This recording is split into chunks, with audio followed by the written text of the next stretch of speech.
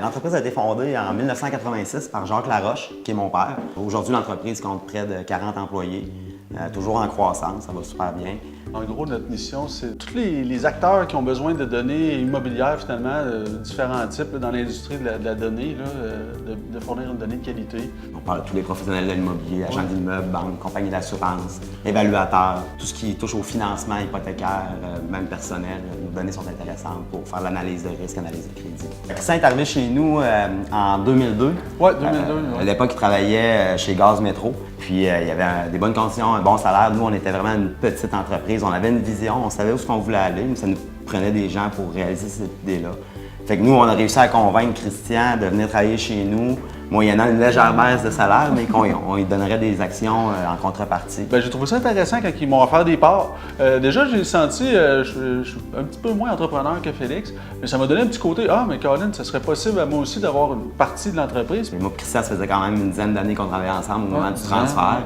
Puis, on a acheté l'entreprise ensemble, on la gérait ensemble, on gérait les clients ensemble, les employés. Dans notre gestion, on essaie de quand même garder le petit côté familial, même si on a grossi, on est quand même passé de quoi, 24 à 40 employés en 2 ans. Il ne faut pas que ça crée un choc, un transfert d'entreprise. Donc, on avait préparé le coup, les gens ils voyaient venir, que ce soit les clients et les employés.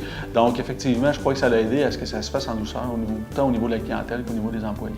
Dans le processus de transfert de l'entreprise, on a fait appel à un coach, ce qui nous a permis de bien se structurer. Je pense que ça a été bon d'avoir quelqu'un qui avait beaucoup d'expérience dans le domaine, donc un entrepreneur de longue date qui aide des entrepreneurs, qui est même proche du domaine d'affaires dans lequel on travaille. Simplement faire un plan d'affaires pour nous, on ne connaissait pas ça avant de rencontrer notre coach. Si on prend d'un point de vue financier, c'est grâce au contact du coach si on a eu un partenaire d'affaires pour nous financer dans la transaction. Si on a un comité consultatif, oui, on en a créé un suite à la transaction. Ça faisait un peu partie des conditions données par le financement, exact. Ça, c'est une bonne chose d'avoir ça.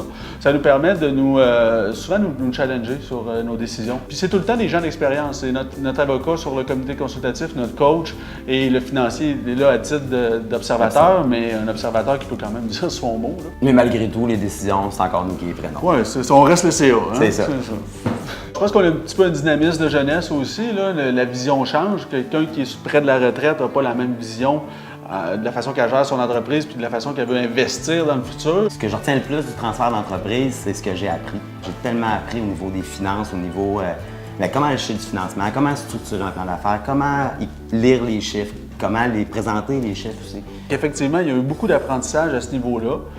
L'apprentissage légal, closing binder qui fait à peu près ça de gros, c'est ce qu'on a eu à vivre aussi. La fiscalité. On pourrait quasiment donner des cours maintenant.